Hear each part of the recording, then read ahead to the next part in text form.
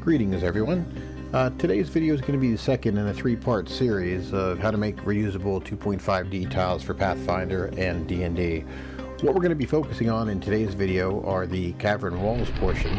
We'll do a follow-up video a little bit later on with the dungeon walls and how to create them.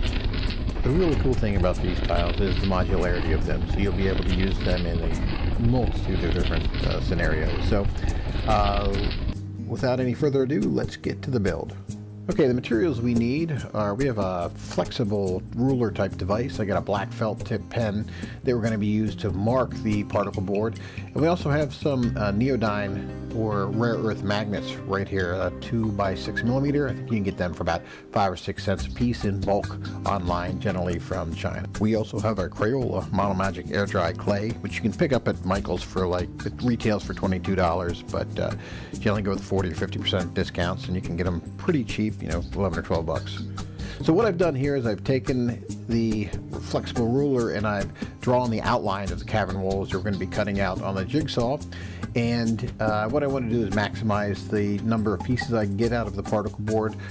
And also what I wanted to do was give myself a wide selection of different patterns I could choose from. So I'm cutting out the pieces here. You've got to be very careful, obviously, when you're using a jigsaw or any other type of power tool.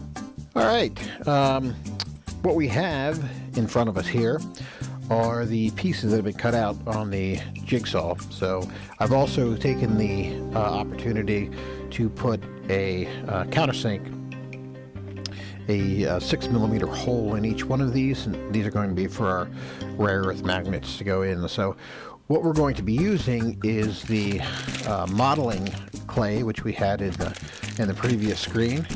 We're going to go with the biscuit color here. I think there was 4 or 5 colors in the box, but we'll go with biscuit to start with. So what we're going to be doing is we're going to be putting it, applying our cavern features on this side, because this is where the magnet's going to be, and this is what's going to be held down on the tiles. I'm going to be using some tools to help sculpt the walls once we get them on. I picked up this pack from the internet several years ago. It has all sorts of different dental type devices that I will be using. So I'll select a few of these that I think will help. I'll put the others off to the side here.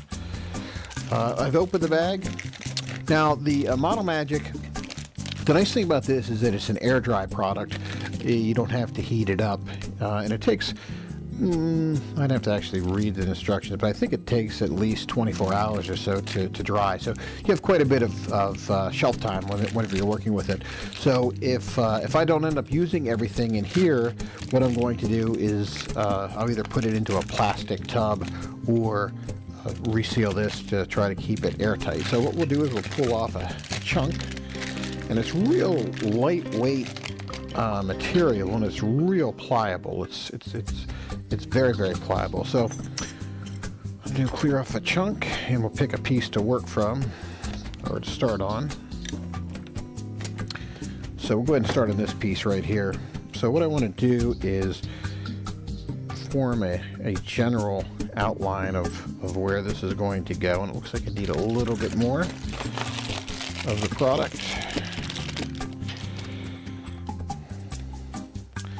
So what we want to do is get a general form, and then what we'll do is go ahead and sort of mold it or form it as like a cavern wall.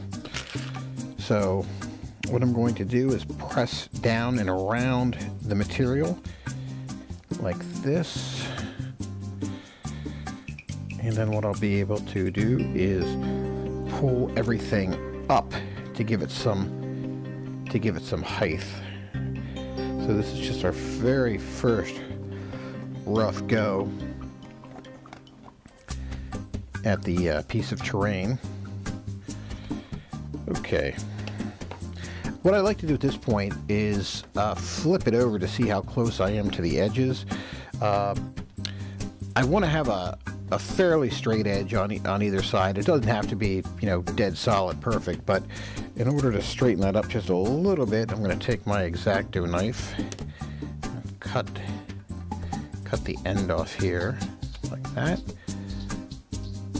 and then do the same thing on our other side over here. Like I said, it doesn't have to be flat. These aren't going to fit real snugly together. And then what we're going to do is break this piece up that I just cut up, and I'll raise up a couple areas here, like a little bit of boulders. All right.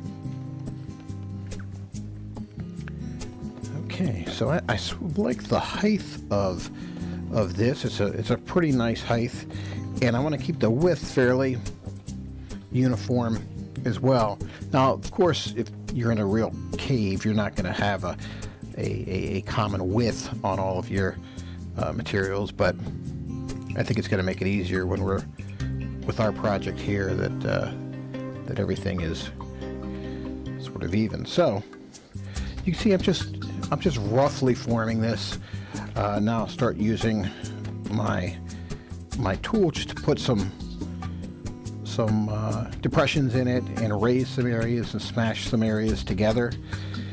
What we're trying to simulate here are rocks and earth combining to make the dungeon wall now, or the cavern wall. So what I want to do is I want to hit the far side too, because these are going to be usable.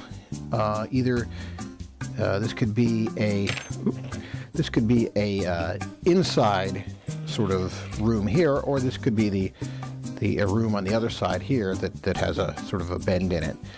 So let's just doctor this guy up a little bit, and the more work we do here, what that's going to do is, and I think I'm going to take another tool and work both sides at one time. So the more work we do here, it's going to make it easier to paint. We'll put our darker color down first whenever we're doing our painting, and we will, come back and hit the other areas, the highlight areas with dry brush technique and increase lightening of pressure, so we get less and less of it. Okay, so I have a general sort of formation here, and I think that actually looks pretty good so far. Pretty happy with that. Now I also have a rock that I use for a lot of my textures, for making textures. So I'm going to be using this just to give some additional textures in here. So just hitting it on both sides.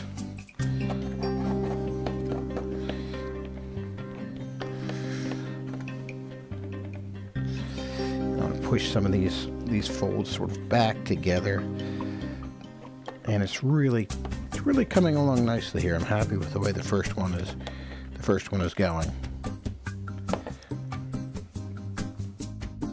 Okay, what we're going to do now is we're going to use a cheap brush that I got.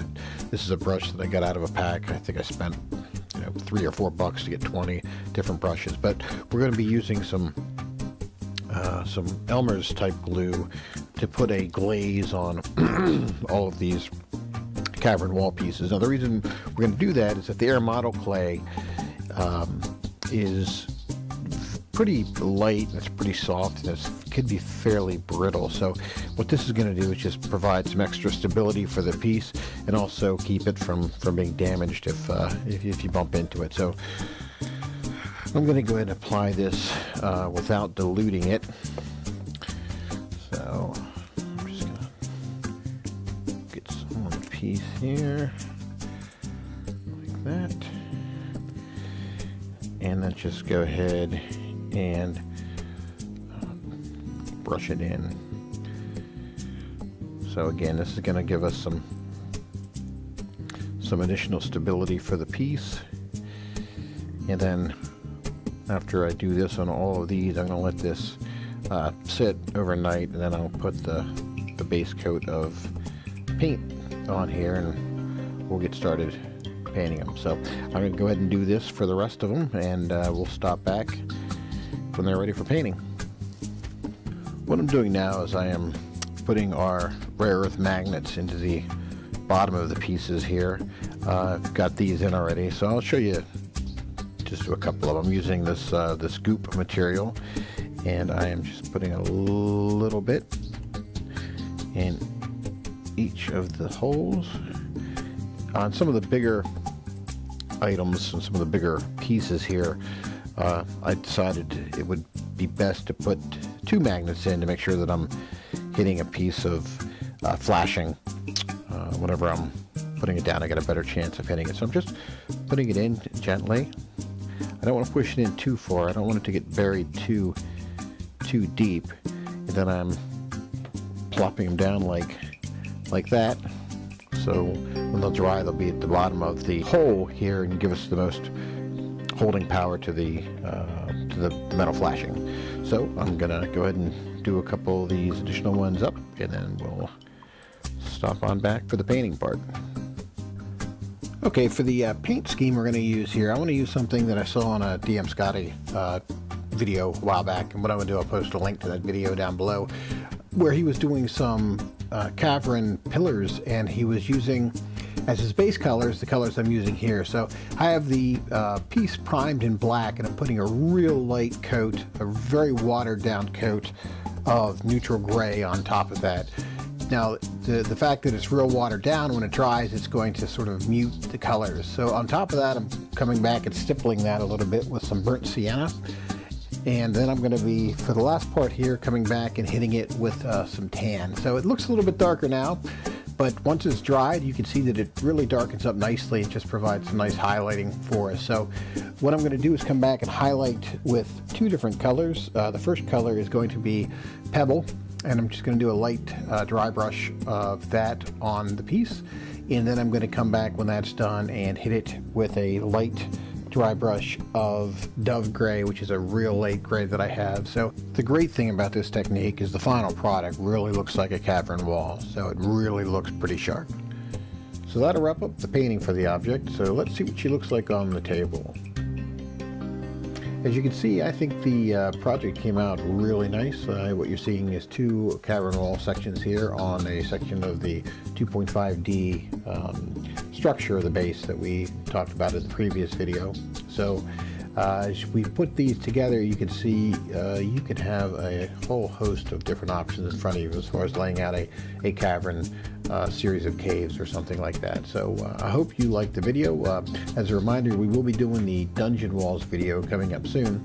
Another note, you can see the archway in there, and I have another video I'll be doing on how to make the portals for the caverns, as well as some additional items to drop into the caverns as well, like cliffs and raised areas and whatnot. So again, thanks for watching the video. I hope you enjoyed it. If you did, please give us a like and share with your friends. And if you haven't subscribed yet, please do, so you don't miss anything in the near future. So that'll be it for today. Everyone, take care, and we'll see you soon.